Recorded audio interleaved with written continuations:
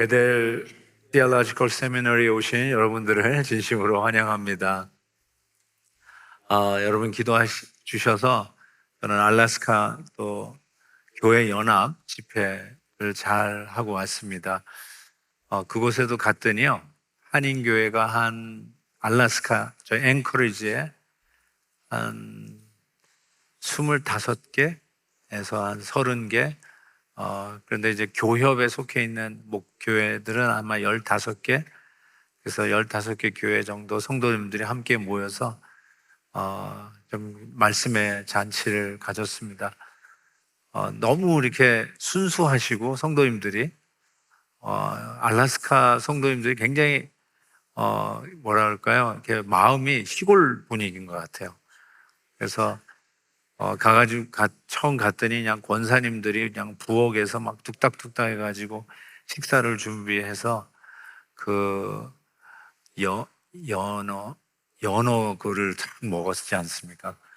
그 사카이 그 살몬을 먹는데 지금 그 사카이 살몬 하니까 군침이 막 나오네요. 너무 시뻘건 그 있죠? 노란 연어 말고 시뻘건 사카이 연어 먹었는데 너무 맛있게 먹었어요.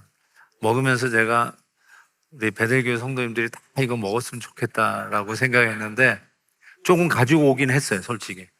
혹시 드시고 싶으시면 예배 끝나고 저희 집에 다 모여주시면 나눠 드리도록 하겠습니다. 오케이. 오늘은 고난의 종 10페이지에 있는 고난의 종입니다.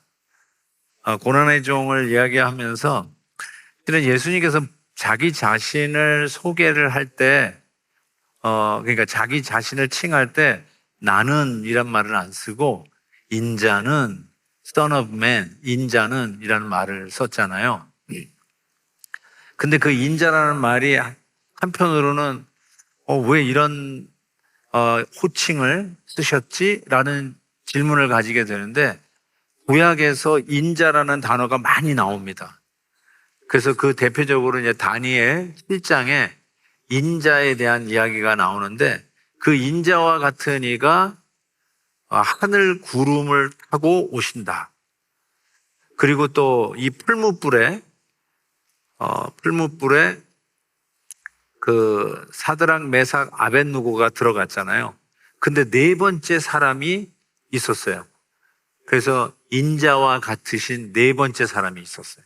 그래서 풀무불에도 타지 아니하고 다니엘의 세 친구가 그 풀무불에서 구원받는 이야기가 나오는데 그때도 인자와 같으니 하면서 인자 같은이라는 말이 굉장히 신성한 하나님의 존재를 나타내는 호칭으로 인자, Son of Man 이 단어가 쓰여졌다는 거예요. 그러면서 그 인자가 구름 가운데, 즉 하나님의 영광 가운데 나타나시는 분이라고 성경 여기저기에서 계속해서 이야기하고 있습니다. 뭐 시편에도 그런 얘기가 있죠. 사람이 무엇이 관대 주께서 저를 생각하시며, 그 다음에 무슨 말이죠? 인자가 무엇이 관대. 그때도 인자라는 말이 나오잖아요. 그러니까 그때 인자도 하나님의 아들, 하나님 사람의 아들이라는 그 단어가 하나님의 신적인 존재를 이야기하는 것이다 라고 말씀드렸습니다. 그것이 이제 구름 가운데 늘 그 인자가 나타나는데 변화산상에서 예수님이 구름 가운데서 음성이 들리죠. 그러면서 그 제자들에게 그의 말을 들으라. 그는 나의 사랑하는 아들이라 라고 말씀하시는 변화산상에서도 인자가 구름 가운데 나타나시는 모습을 재현하고 있는 것입니다. 그래서 예수님은 낮아지신 종으로 인자라는 표현을 쓰지만 그 인자라는 말이 동전의 양력같이 하나님의 신성을 나타내는 호칭이기도 하다라는 말씀을 드리면서 지난 시간 마무리 졌습니다. 그렇게 신성의 그런 파워, 능력, 권세, 영광을 가지신 분이 스스로를 뭐라고 표현하냐면 나는 고난의 종으로 오셨다라고 얘기해요. 그래서 특별히 이 고난의 종이라고 하는 이 주제는 이사야 선지서의 주제이기도 합니다. 그래서 이사야 42장에서 53장에 쭉 보면 이제 고난의 종 얘기가 나오는데, 그, 메시아는, 앞으로 오실 우리의 구세주 메시아는 정치적, 군사적 메시아가 아니라 죄인을 위해 고난받는 종으로 오실 분이라고 이야기를 합니다. 자, 이것이 이제 굉장히 중요한 메시지가 될 것 같습니다. 어떻게 그 크신 하나님의 권세와 영광을 가지고 오시는 분이 왜 고난의 종으로 와야만 하는 것인가 라는 것이죠. 특별히 로마의 압제 시대에 있었을 때 유대인들에게는 자기네들을 이 거대한 제국에서부터 건져낼 강력한 정치적, 군사적 인물이 필요했을 거예요. 당연하겠죠. 예를 들어서 우리가 일제 강점기에 있었을 때 정말 누군가가 강력한 민족의 영웅이 나타나서 우리를 좀 구원해내 주시면 얼마나 좋을까. 그렇지만 뭐 어떤 한두 사람이 그럴 수 있는 것이 아니니까 결국은 이제 미국이 들어와서 우리나라, 또 그러면서 이제 러시아와 또 각축을 벌이는 그런 전쟁터가 되었지만, 어쨌든 그 압제당한 나라의 운명 앞에서 누군가가 좀 큰 힘과 권세를 가지고 나타났으면 좋겠다라는 염원이 있었는데, 이사야에 보니까 앞으로 오실 우리의 메시아는 그런 정치적인 능력이 있는, 권세 있는 자가 아니라 고난의 종이 온다는 거예요. 이거를 유대인들이 받아들일 수 있었을까요? 절대로 못 받아들이죠. 그래서 끝까지 못 받아들였어요. 예수 그리스도께서 우리의 죄를 걸머지시고 고난 당하는 모습이 당시 유대 종교 지도자들에게서는 절대로 이해가 될 수 없는 인물이었어요. 저 사람이 무슨 우리의 구세주냐? 저 사람이 어떻게 우리를 구원해내느냐? 그러잖아요. 스스로 내려와 봐라, 십자가에서. 정말 우리를 구원할 구세주면 스스로 내려와 봐라. 힘이 유약한 보이는 로마 제국에 비해서는 정말 이 비교도 안 되는 연약한 그 예수님이 무슨 우리를 구원해 내주는 것인가. 그런데 이사야서는 고난의 종을 계속 얘기하고 있는 거예요. 이게 이제 아이러니예요.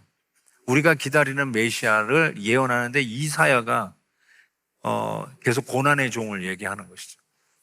그래서 유대인들은 이사야서를 의도적으로 안 읽었어요. 그 당시에. 아니, 왜 고난의 종이야? 힘 있는 영웅이 나와야 되는데 이거는 유약하게 짝이 없어.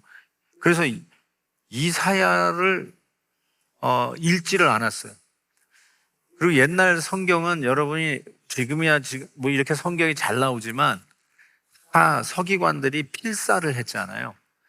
카피를 했다고요. 그러니까 예를 들어서 이게 오리지널이라면 오리지널의 카피해서 이 카피에 족보가 있는 거예요.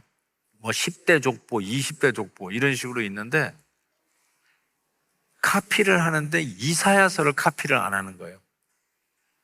왜냐하면 파퓰러한 책이 아니에요. 쉽게 얘기해서 이거는 베스트셀러가 아니에요. 그리고 별로 권장하고 싶지가 않아. 그러다가 쿰란이라고 들어보셨는지 모르겠어요. 쿰란이라고 하는 공동체가 있는데요. 이 한 목자가 잃어버린 양을 찾기 위해서 이제 집에 가자 하고 이제 멀리 떨어져 있는 그 양에게 돌을 던진 거예요. 돌을 던졌는데 쨍그랑하는 소리가 들린 거야. 이게 뭐지? 왜 항아리 깨지는 소리가 들지? 그래서 찾아가 봤더니 동굴이 있는 거예요. 그래서 동굴 안에 가봤더니 이 항아리에 성경이 이게 두루마리죠. 이렇게 성경책 두루마리들이 쫙 질비하게 진열돼 있는 거예요. 그 지하가 아니라 그 동굴에. 그래서 이거 보니까 전부 다 이 성경책 사본들이 쫙 보관되어 있는데 거기에 이사야서 1장부터 66장에 고스란히 보존되어 있는 거예요. 이게 잘 찾아보기 힘든 이사야서가 이 쿰란, 그래서 이제 이 쿰란이라고 하는 공동체가 이 세상과 타협하고 싶지 않고 로마 정부하고는, 로마 제국하고는 타협하지 않아서 결국 계속 반항하면서 게릴라전을 벌이다가 완전히 소탕이 됐잖아요.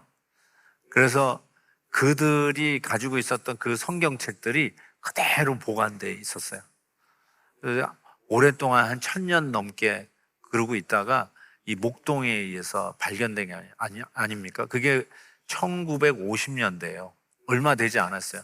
그러니까 옛날 사본들이 계속 족보를 위해서 내려오다가 도대체 이게 오리지널하고 얼마나 가까운지 확인이 안 되다가 쿰란에서 이게 발견이 된 거예요. 근데 제일 쿰란에서 제일 역사적인 것은 바로 이사야서가 한 장도 빼뜨리지 않고 1장에서부터 66장까지 그대로 보존되었다는 사실이에요. 이게 굉장한 거예요. 왜 이사야서를 왜 이렇게 발견하는 것이 굉장히 위대한 것이냐? 제가 말씀드린 것처럼 고난의 종으로 오시는 메시아가 싫은 거예요. 그래서 이게 참 이게 흥미로운 것이죠. 여러분 사도행전을 읽어보시다 보면 에디오피아 국왕의 재정 담당하던 내시가 예루살렘까지 찾아와요. 그래서 성전에서 돌아가는 길에, 왜냐하면 내시는 성전에 못 들어가요. 왜냐하면 장애인이기 때문에 예루살렘 성전에 못 들어가요. 그래서 소위 에디오피아 국왕 간닥의 여왕의 이 재무 담당을 뭐라고 그러죠? 국무 대신 맞습니까? 예, 재무 담당자가 이 내시였어요. 이 내시가 무슨 마음인지 여호와 하나님에 대한 궁금함을 가졌어요. 그래서 예루살렘까지 찾아왔는데 그 성전 앞에서 퇴짜를 맞은 거예요. 그리고 투덜투덜 돌아가는 거죠. 이것도 보통 일이 아닙니다. 한 나라 국왕의 국무 대신이 이렇게 그냥 돌아간다는 건 말이 안 되는 거죠. 그런데 하나님께서 빌립 집사를 이 에디오피아 내시에게 보내는 장면이 사도행전에 나오잖아요. 그때 사도행전 보시면 이 이디오피아 내시가 성경책을 읽고 있었어요. 뭘 읽고 있었어요? 예? 맞아요. 이사야서를 읽고 있었고요. 이사야 53장을 읽고 있었어요. 와, 대단한 거예요. 그러면서 이게 도대체 무슨 말인지 이해가 안 가는 거예요. 그래서 빌립 지사가 딱 그때 온 거예요. 무슨 말인지 이해하십니까? 모르겠는데요. 제가 설명해 드릴게요. 올라오세요. 그래서 마차에 올라가지고 거기서 성경 공부를 해요. 그러면서 이사야서 53장을 설명해 줍니다. 해석해 줄 때 그의 눈이 밝아지고 세례를 당장 받잖아요. 참 그 정도로 이 고난의 종이라고 하는 것이 우리는 뭐 어쩌면 너무나 익숙한 개념인데 당시 유대인들의 입장에서 생각할 때는 고난의 종이 메시아야? 우리를 구원해낸다고? 있을 수 없는 일이라는 거죠. 그런 의미에서 이사야 42장에 그 고난의 종을 이렇게 표현하고 있어요. 뭐라고 되어 있죠? 나 여호와가 의로 너를 불렀은즉 내가 내 손을 잡아 너를 보호하며 너를 세워, 여기가 중요한데요, 백성의 언약과 이방의 빛이 되게 하리니 라고 얘기하고 있어요. 여기서 이제 이방의 빛이라고 하는 개념이 등장하기 시작하는데 그 구원의 메시아 예수 그리스도, 앞으로 오실 그 메시아가 지금 유대인들하고는 약속으로, 약속이에요. 약속 때문에 오시는데 그렇게 오시는 이유가 또 다른 개념은 이방의 빛이 되기 위해서, 즉 이스라엘 백성들만 구원해 내시기 위해서 오시는 분이 아니라 이방인들에게 빛이 되기 위해서 오시는 분이라고 하는 이 메시아 사상을 이사야서가 담고 있다는 것입니다. 그러니까 주님의 오심은 유대인만 위해서 오신 게 아니라 우리 온 인류를 위해서 바로 이방인 중에 이방인이었던 동방의 예의지국이라고 불렀던 우리 대한민국, 우리나라까지 그 끝에 있는 극동에 있는 우리나라를 위해서도 우리 주님이 오셨다는 사실이죠. 이게 너무 중요한 일입니다. 복음은 그래서 유대인을 위한 것이 아니라 우리 온 세계를 위한 것이다. 성경을 읽을 때 가끔 이런 얘기를 하시는 분이 있어요. 우리나라 역사도 모르는데 무슨 다른 나라의 역사를 그렇게 열심히 읽느냐라고 이야기를 해요.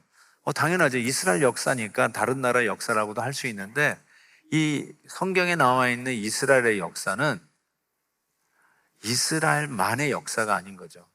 하나님이 택하셔서 당신의 구원의 드라마를 계시하신 이스라엘 백성들과 이스라엘 나라를 통해서 우리를 어떻게 구원하시고 우리를 어떻게 인도해 가실까를 보여주시는 것이 성경이에요. 그래서 이스라엘 남의 나라 역사책을 공부하는 게 아니라 나를 구원하시는 하나님의 역사. 그래서 이거를 History of Redemption, 구속사. History of Redemption이지 이 성경책이 History of Israel 이렇게 이야기할 수 없어요. 당연히 이스라엘의 역사이기도 하지만 이스라엘만의 역사가 아니라 우리를 위한, 우리를 구원하시는 구원의 역사, 구속사, redemption, history라고 이야기할 수 있습니다. 자, 그런 의미에서 이제 언약이라는 말이 나왔는데요. 새 언약과 성찬, 이제 성찬식하고 이게 연결이 돼요. 예수님이 자기 자신이 이제 고난의 종으로 오셨는데 성만찬, 마지막 최후의 만찬 제자들과 하시면서 이렇게 말씀해요. 이것은 많은 사람을 위하여 흘리는 바 나의 피 곧 언약의 피라고 얘기해요. 갑자기 언약이라는 말이 탁 등장하는 거예요. 약속하셨다는 거예요. 언제부터? 계속해서 지금 몇백 년 전부터 계속해서 너희를 구원할 메시아가 온다. 그 메시아, 약속대로 오신 예수 그리스도를 이야기해요. 그런데 그 약속대로 오신 메시아가 고난의 종으로 와요. 그래서 털 깎는 자 앞에서 조용히 입을 열지 아니하는 모습, 도살장에 끌려가는 양과 같은 모습, 그리고 힘없어서 어쩌면 우리 대신 얻어맞고 우리 대신 도살당하는 그 어린 양의 모습으로 우리에게 오시는 그 구세주가 하나님의 약속대로 그 모습으로 오셨다고 이야기합니다. 그래서 언약 따라 오셨는데 예수님께서 지금 저 피라고 얘기했는데 저때 최후의 만찬 뭘 나눠주면서 피라고 했을까요? 그렇죠. 포도주를 나눠 먹으면서 이것이 바로 내가 흘리는 피, 곧 언약의 피다. 이렇게 이야기를 합니다. 그러니까 흘리는 피가 뭘까요? 어디서 피를 흘리세요, 예수님이? 이제 최후의 만찬 끝나면 곧 십자가에 달려 돌아가십니다. 십자가에서 흘리시는 피가 바로 곧 언약의 피라고 이야기하시는 거죠. 그래서 마가복음 14장 24절에 보면 이것은 많은 사람을 위하여 흘리는 나의 피 곧 언약의 피니라 라고 말씀을 하고 계십니다. 자, 이런 의미에서 이 피는 십자가를 의미해요. 당연하죠, 십자가. 제가 이제 다음 과목에서도 십자가에서 나타난 효력 혹은 효과를 더 자세하게 공부를 하겠지만 일단 이 십자가 생각하면 생각할수록 신비로운 게 십자가다라는 생각이 들고요. 아직도 우리의 가슴에 주님을 향한 사랑의 열기가 남아있다면 그거는 십자가의 열기라고 저는 생각해요. 십자가를 생각하면 가슴이 데워져요. 십자가만 생각하면 눈물이 나요. 네. 십자가. 그 국민 아나운서 성함이 김성주 씨래요. 그 아버지가 목사님이래요. 그래서 아버지 목사님이 그 아들을 성주라고 이름을 지어줬어요. 성주가 뭘까요? 거룩할 성, 기둥주. 뭘까요? 이렇게 힌트를 줬는데도 성주가 십자가예요. 십자가를 한자로, 다른 한자로 쓰시면 성주예요. 거룩한 기둥, 거룩한 나무라는 뜻이죠. 그래서 그렇게 십자가라는 이름을 지어준 거예요. 근데 여러분 그거 아세요? 김일성의 본명이 뭔지 아세요? 네? 어떻게 알았어요? 하여튼 별걸 다 아세요. 김일성이 원래 김성주였어요. 김일성의 어머니 이름이 뭔지 아세요? 김반석 권사님이에요. 아니, 별걸 다 해. 혹시 김일성 김씨예요? 네. 그런데, 야, 지금 3대 정말 독재하는 그 어두운 나라를 시작한 그 사람이 돼버렸잖아요. 정말 아이러니가 아닐 수 없어요. 이름을 성주라고 지었는데 이름을 김일성으로 개명해가지고 우리나라 이 세계의 유일한 분단 조국으로 아직도 남아있는 이 비극을 우리가 안고 살고 있지 않습니까? 계속 기도해야 돼요. 네, 계속 기도해야 되는데 어쨌든 십자가, 사람들의 이름을, 이 크리스천들이 아들의 이름을 십자가라고 이름을 지을 정도로 십자가는 정말로 우리에게 있어서는 너무너무나 소중한 것이라고 얘기할 수 있어요. 근데 이 십자가는 신명기 21장에 보면 실은 나무에 달린 자는 하나님께 저주를 받았다, 이 표현을 쓰고 있어요. 나무에 달려 죽은 것은 하나님의 저주를 받은 것이라고 이야기하고 있습니다. 그래서 유대인들이 예수 그리스도를 십자가에 못 박아라, 나중에 빌라도 총독 앞에서 crucify him, crucify him.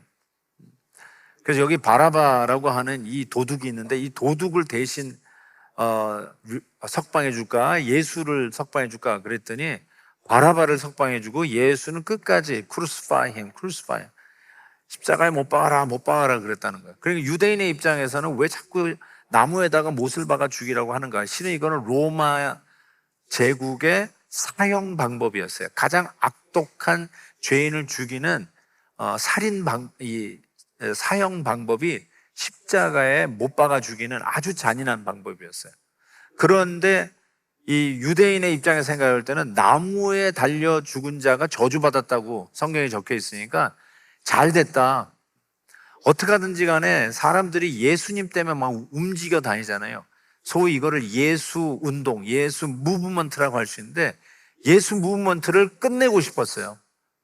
사람들이 소위 대제사장에게 찾아가는 것이 아니고 바리새인 서기관에게 찾아가는 게 아니라 갑자기 뭐 세례 요한부터 광야에 외치는 자의 소리가 등장하더니 이제는 예수가 나타나가지고 사람들이 그쪽으로만 몰려다니는 거예요.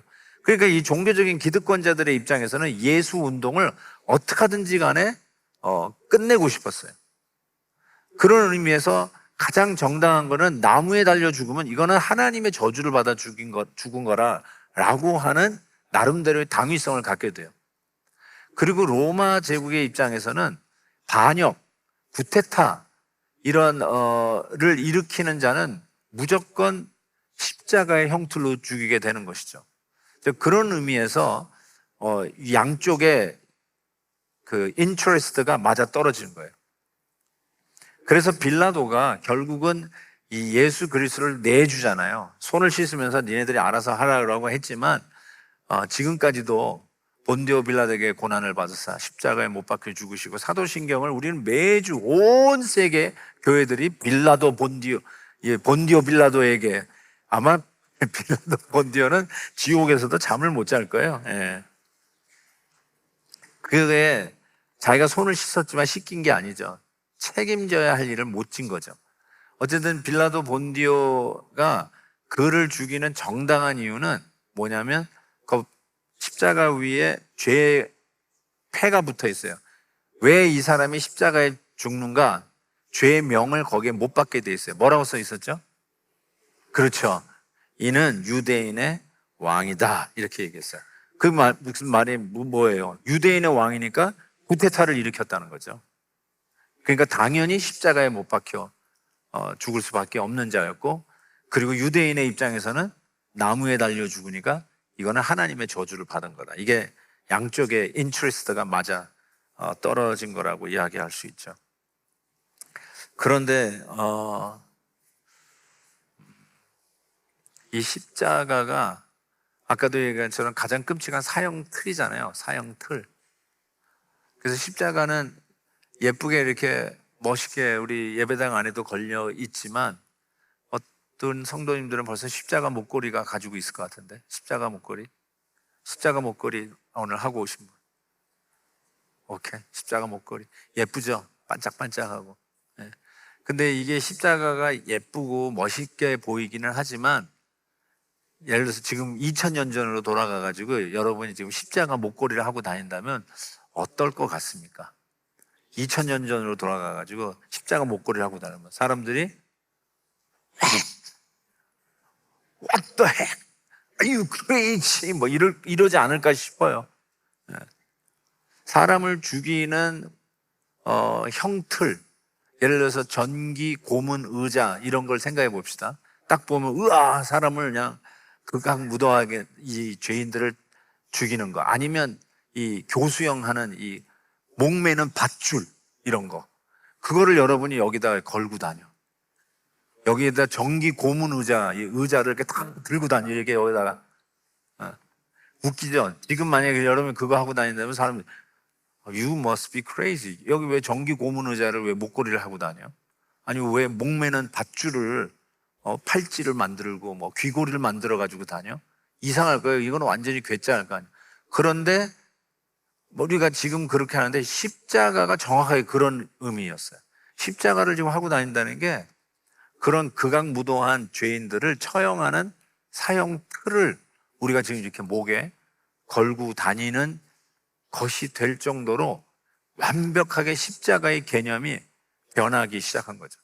이제 십자가가 더 이상 사형의 틀이라는 그런 오명에서부터 이제는 우리를 위하여 구원해 내신 구원의 장소였다는 것이죠. 여러분 그 구약 성전에 보면 가장 중요한 그 홀리 퍼니처가 Ark of Covenant, 법궤예요. 요 정도 돼요. 상자 요 정도 되는데 이게 전부 다 금으로 돼 있고 이 상자 안에 들어가 있는 것이 아론의 쌍난 지팡이, 또 뭐죠? 만나를 담은 금 항아리, 그 다음에 십계명 돌판 2개, 이게 이 안에 들어가 있었어요. 그리고 이거를 뚜껑으로 딱 덮었습니다. 이 뚜껑을 덮고 뚜껑에 붙어 있는 것이 두 천사가 날개를 펴고 서로 이렇게 마주보고 있어요. 그러니까 뚜껑을 열려면 이 천사를 잡아가지고 열면 이 뚜껑이 떡 열리겠죠. 이거는 순금으로 만들었는데 1년에 한 번 대제사장이 지성소 홀리 오브 홀리스에 들어와요. 홀리 오브 홀리스 지성소에는 이거 하나뿐이 없어요. 홀리 플레이스라고 부르는 성소에는 떡상도 있고 금촛대도 있고 분향단도 있어요. 가구가 3개, 아주 중요한 가구 3개가 있었어요. 근데 지성소 안으로 들어오면 요거 하나뿐이 없었어요. 그런데 지성소에 들어오면 1년에 한 번 욤키포르, 속죄일이 나중에 나오나? 나중에 볼게요. 나중에 이것도 다음 주에 살펴볼게요.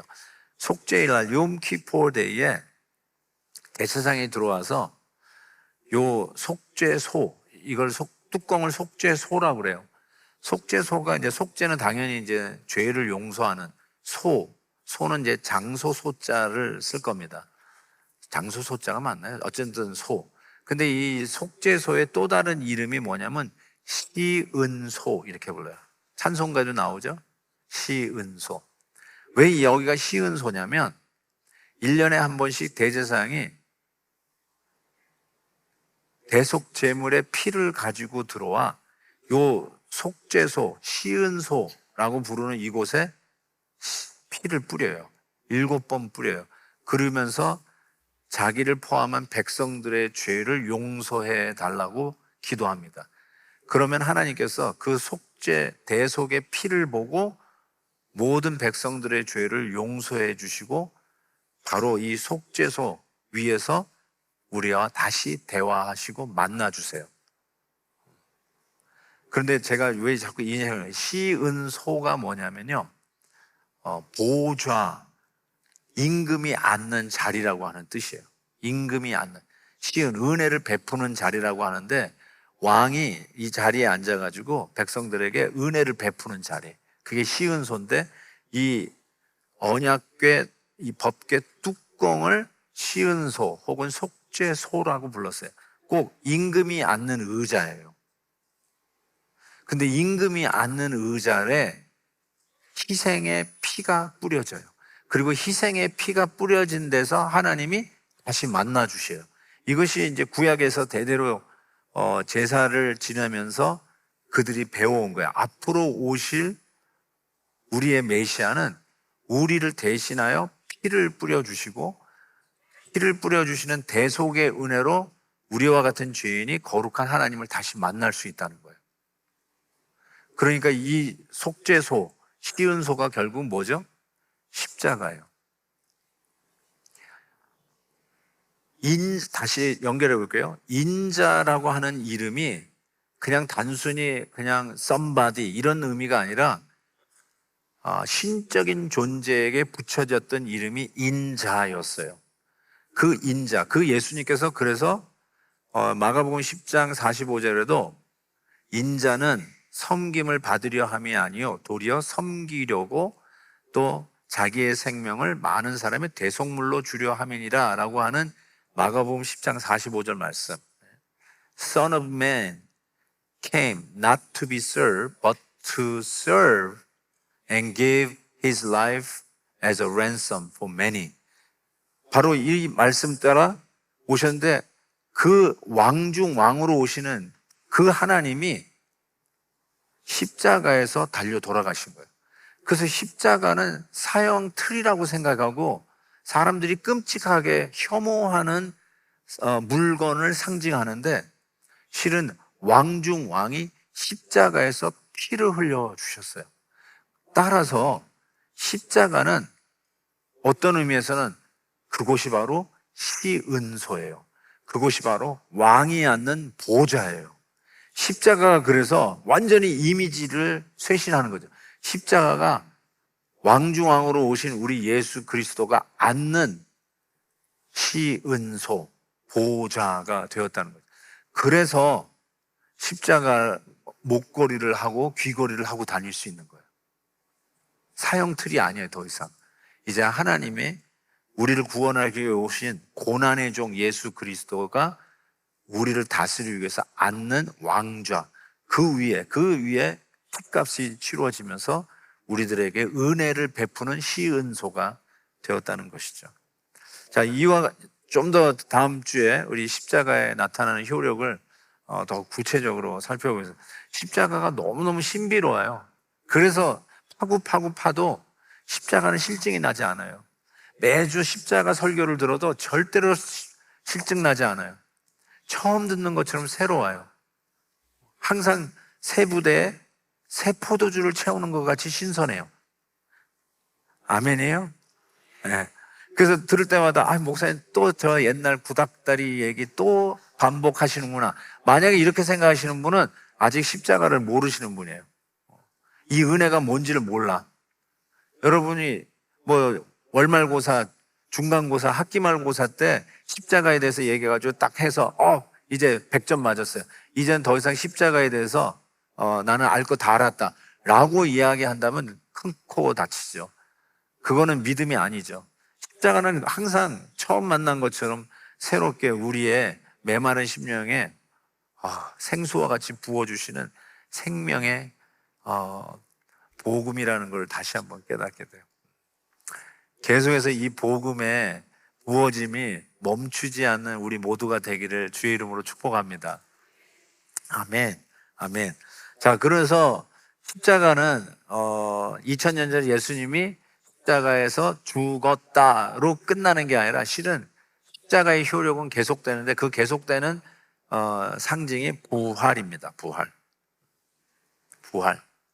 그래서 십자가의 효력이 여전히 오늘도 유효하다, 여전히 effective하다, 여전히 나를 움직이고 여전히 나를 일으켜주고 여전히 나에게 소망을 주는 힘이다. 어떻게 알 수 있냐? 부활. 예수님이 부활하셨다는 게, 이 부활이라는 것이 어느 종교에도 없어요. 기독교에만 부활이 있고요, 어느 종교에도 부활이 없어요. 어느 책을 읽어보셔도요, 다 죽었어요.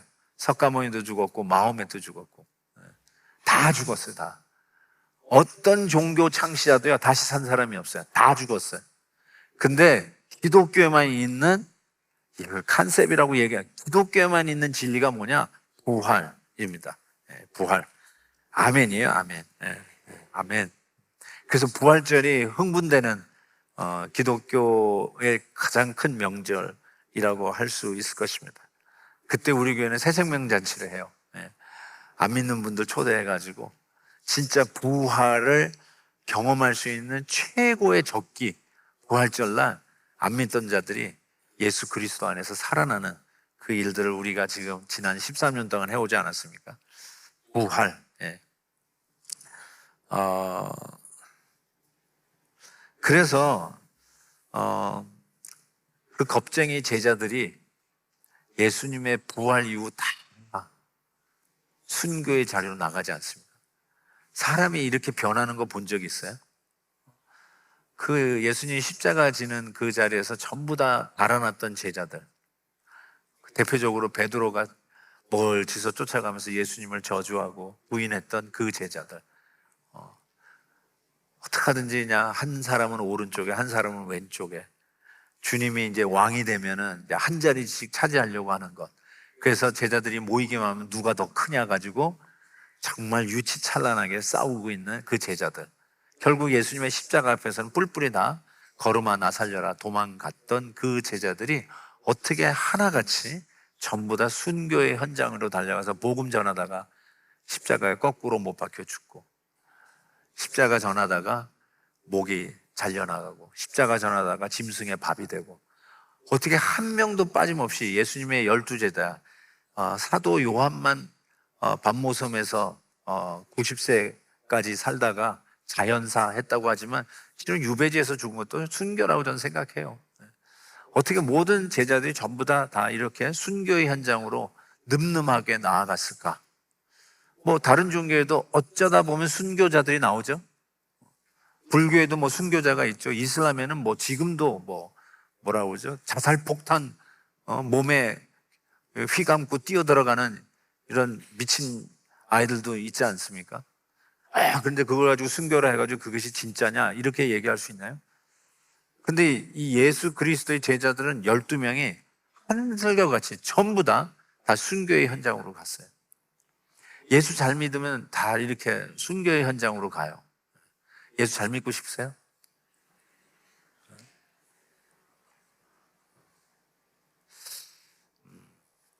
사도 바울처럼 되고 싶다고 그러는데 사도 바울이 어떻게 되는데요? 사도 바울 감옥에 갇혀가지고 이 기둥에 그냥 목을 딱 갖다 대고 그냥 내리쳐가지고 머리가 퉁퉁퉁 3번 튕겼다고, 거기에 샘물 3개가 맺혀져가지고 거기 기념 교회가 있잖아요. 지난번에 우리 갔다 오신 분들 그거 보시고 왔잖아요. 바울처럼 되고 싶으세요? 퉁퉁퉁 이거 하시려고요? 이게 참 예수 잘 믿는다는 게 이게 보통 일이 아니야.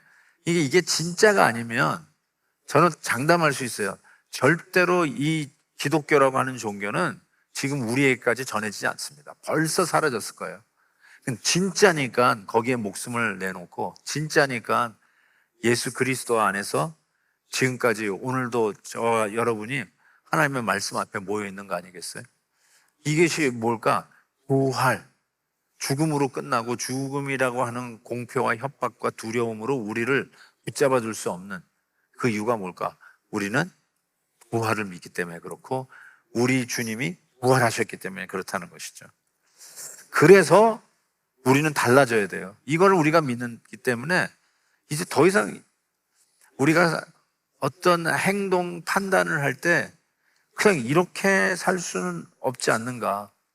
예수님이 우리에게 그냥 충고해 주기 위해서 이 성경책에 그 많은 메시지를 남긴 것이 아니라 예수님은 우리의 구원자로 오셨다는 사실을 다시 한번 확인하게 되는 것이죠. He is the Savior. He is the Savior. He's not an advisor. 어드바이저가 아니에요. He is a Savior. 그러니까 우리는 어드바이저가 아니라 Savior로 믿고 그분을 예배하고 그분을 따르는 제자로서의 삶을 살아야지 뭐 도덕 교과서 사서 삼경 중에 또 하나 성경 하나 더 읽지 뭐 해서 거기서 좋은 말씀 참고해서 삶의 어떤 지혜를 얻어야지. 그런 식으로 우리가 신앙생활을 할 수는 없는 것이죠.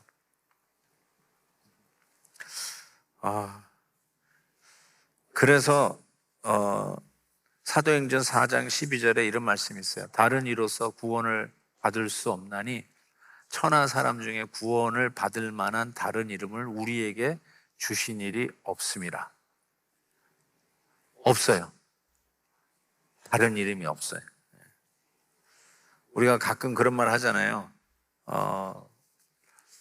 뭘 믿어도 충실하고 성실하게 최선을 다해서 믿으면 다 저 꼭대기에서 만난다고. 우리 이런 말 많이 해요. 뭐로 가도 서울만 가면 된다. 그렇게 얘기하는데 저는 이렇게 얘기했어요. 절대로 서울 못 갑니다. 서울로 가는 길은 딱 하나예요. 구원받는 길은 딱 하나라는 거예요. 왜냐하면 너무 옹색하다라고 비판할 수 있어요. 너무 배타적이라고 공격할 수 있으실 거예요. 그렇지만 정답은 항상 하나예요. 10 더하기 5는 15예요. 맞아요? 10 더하기 5는 15예요. 네. 그런데 15라고 했더니 너무 옹색하시네.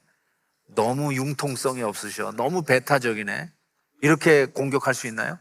여러분, 정답은 하나예요. 두 가지 중에 하나예요. 다 틀리든지 아니면 딱 하나만 맞든지 둘 중에 하나예요. 예수 그리스도 외에는 구원받을 만한 이름을 우리에게 주신 적이 없어요. 정답은 하나예요. 그래서 진리는 속성상 배타적이에요. 그렇지만 잘 들으세요. 이거 어려운 말인데 진리는 속성상 배타적인데 적용은 포괄적이에요. 근데 참 이상하게 기독교를 배타적이라고 막 공격하는 사람들, 수용성이 없다, 좀 이렇게 인클루시브 해야지 익스클루시브 하다, 이렇게 배타적으로 이야기하는 사람은 그 사람들의 적용은 상당히 익스클루시브 합니다. 그래서 기독교를 배척합니다. 근데 기독교는 진리, 유일한 진리는 예수 그리스도라고 믿는데 그렇기 때문에 다른 종교에게 가서 복음을 전해요. 우리끼리만 이 진리를 믿고 우리끼리만 구원받자. 절대로 기독교는 이 배타적인 진리를 믿는 우리들의 적용은 전부 다 이 진리를 믿지 않는 다른 사람들을 향해서 적용하기 시작해요. 당신도 예수 믿고 구원받자. 당신도 예수 믿고 구원받자. 그런데 뭐로 가도 서울로 가면 된다라고 굉장히 융통성인 것을 주장하는 타종교들 보세요. 전도를 하면 뭐라고 그래요? 당신은 당신 거 믿고 나는 내 거 믿고 저 위에서 만나자고 그래요. 상당히 배타적이에요. 안 받아들여요. 그렇지 않나요? 저는 이거 기가 막힌 애플리케이션인 것 같아요. 기독교는 익스클루시브예요. 유일해요. 예수님만이 정답이에요. 그런데 적용은 예수님만 정답이니까 다른 사람들은 나는 보지도 않고 만나지도 않고 그 사람들은 지옥 가라고 그래. 나만 천국 가. 절대로 이렇게 살지 않아요. 모든 사람을 포함시켜요. 인클루시브예요. 적용은 인클루시브예요. 의사가 이번에 진짜 어떤 장로님 하고 권사님이 한국에서 이렇게 방문을 하셨어요. 그래서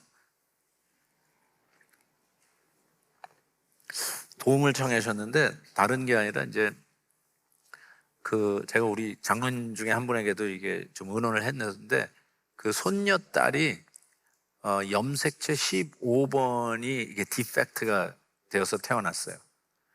그래서 그 염색체 15번이 뭐냐면 식욕을 컨트롤을 못해. 식욕을 컨트롤 못해. 그래서 그냥 놔두면은 그냥 완전히 그냥 비만이 돼가지고 병으로 빨리 죽게 되는 병인데, 그 염색체 15번 고장난 거를 고치는 약이 미국에서 발명이 됐어요. 미국에서만 발명이 됐어요. 그래서 그 약을 받기 위해서, 치료받기 위해서 오셨어요. 그래가지고 이제 그거를 하려고 하는데, 와, 난 그걸 보면서 진짜 대단하더라고요. 결국은 이제 모든 것이 잘 정리되고 해서 그 의사도 만나가지고 그 의상이 그 약을 처방해 줬어요. 그 약이 만들어지는 곳이 그 필라델피아에 있더라고요. 필라델피아에서만 이 약을 만들어요. 그 제약회사에서만. 완전 특허라서 이거는 어마어마해요. 돈이 몇만 불이더라고요. 약을 하는데. 그런데 이렇게 여러 달씩 이렇게 뭐라 그러죠? 받아가지고 한국 가가지고도 계속 그 약을 먹을 수 있고, 그래서 1년에 한 2번씩만 미국에 와서 치료받을 수 있게 되었어요. 정말 그 약이라는 게 참, 또 이렇게 좋은 약을 또 만들면 이 불가능하고 절망 가운데 있는 사람에게 소망을 줄 수 있구나, 이번에 또 보게 되었는데, 어쨌든 잘 생각해 보세요. 자, 이 약이요, 여기서만 있고 이것 말고는 다른 약이 없어요. 지금 미국에서 유일하게 만들어낸 약이에요. 자, 그런데 그러면 그것 때문에 한국에서도 비행기 타고 오시잖아요. 그 비싼 약을라도 사려고 오시잖아요. 근데 그걸 가지고 아유 뭐 한국에는 뭐 약이 없습니까? 한국에서도 비슷한 약이 있으니까 거기서 사 드세요.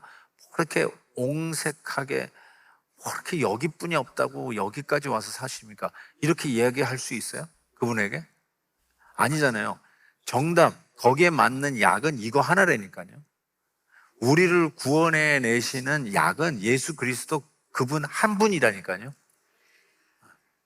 이걸 가지고 옹색하다라고 얘기할 수가 없는 거죠. 이것만이 진리고 이것만이 진정한 생명이라고 이야기를 할 수 있죠. 제가 방향의 문제라고 이렇게 말씀을 드렸는데 시간이 많이 가네요. 오늘 사과 가지도 못하겠네. 자, 방향의 문제를 한번 보겠습니다. 요거 하고 마칠게요. 오인숙 작가가 이런 이야기를 했어요. 나그네가 서울에 간다라고 하면서 떠났는데 이 북쪽으로 가야 되는데 이쪽 이 서남 쪽으로 가는 거예요. 그래서 내가 묻는 거예요. 노인이, 아니 당신 지금 서울 간다고 그랬는데 왜 이제 서남 쪽으로 갑니까? 그랬더니 그 나그네가 하는 말이, 아예 어르신 걱정하지 마세요. 저는 성실하고 부지런한 사람입니다. 노력만 하면 안 될 게 없습니다. 하면서 계속 서남 쪽으로 걸어가는 거예요. 여러분, 방향이 틀리면요, 성실한 게 더 문제가 돼요. 방향이 안 맞으면 꾸준히 열심히 최선을 다하는 게 더 핸디캡이에요. 참 이게 기가 막힌 진리 아니에요? 그래서 구원은요, 방향의 문제라는 것이 맞아요. 방향의 문제. 그래서 회개는 그냥 아유 내가 그러지 말아야 될 걸 하는 게 회개가 아니라 방향 선회가 회개예요. 디렉션을 바꾸는 게 회개예요. 내가 지금까지 이렇게 살아왔어요. 이 디렉션으로 살아왔어. 어렸을 때부터 배웠던 성공이라고 사회가 주입해 줬던 이게 잘 사는 길이라고, 이게 남들이 알아주는 길이라고, 이것이 남들이 부러워하는 길이라고, 이것이 세상에서 얘기하는 최고 성공 가도라고 가르쳐준 이 방향으로 계속 살아왔어요. 회계는 뭐냐면 이렇게 살아왔는데 방향 선회예요. 방향 선회. 이 잘못했구나. 좀 더 열심히 할게요. 최선을 다할게요. 조금 더 열심히 할게요. 방향을 바꾸지 않으면 더 그게 심각한 문제라니까요. 착하게 산다, 의롭게 산다, 이게 중요한 게 아니에요. 그건 다음, 방향이 바뀌지 않는 한 착하게 사는 것이 더 문제라니까요. 방향이 바뀌는 것, 그것이 바로 구원이라고 이야기할 수 있습니다. 제가 책 하나 소개해드리고 마치겠습니다. 레이 프리차드가 쓴 책인데요. 생각을 뛰어넘는 기도. 뭐 이렇게 깊이가 있다고 얘기할 수 없지만 참 재밌게 읽었습니다. 저기에 많은 이야기들이 나와요. 제가 얘기 한 번쯤 설교 중에 했을지도 모르겠는데 어쨌든 한 가지만 얘기해드리고 마칠게요. 레이건 대통령 얘기가 나와요. 저희 레이건 대통령이 암살 시도에 다쳤잖아요. 부상을 입고 이제 병원에 입원했을 때 저 프리차드 목사님이 프리차드 목사님이 아니라 워싱턴에 있는 그 목사님인데 이름이 잘 기억이 안 납니다. 그 목사님이 병원에 가서 이제 소위 신방을 한 거예요. 그러면서 이렇게 딱 손을 붙들고 Mr. President, are you okay? 하고 물어봤어요. 그랬더니 레이건 대통령이 이렇게 얘기했다라고 저 책에 써 있어요. 저는 괜찮습니다. I'm okay. 그리고 이렇게 얘기했어요. 저에게는 구세주가 계시기 때문입니다. Because I have a savior. 와, 레이건 대통령이 그런 얘기를 했다니까 그냥 뭉클하더라고요. 나도 수술 받고 일어났을 때 Are you okay? 할 때 I'm okay. I have a savior. 이렇게 얘기할 걸. 나 환상 봤어. 이러고 일어났거든요. 어쨌든 진짜로 한번 이렇게 물어보자. 여러분 어떤 삶의 환난과 어려움 속에서도 사람들이 여러분에게 물을 거예요. Are you okay? Are you doing okay? How are you? 그럼 뭐라고요? How are you? 하고 I'm fine, thank you. And you? 이렇게 얘기하십니까? 그때 I'm okay because I have the Savior, Jesus Christ.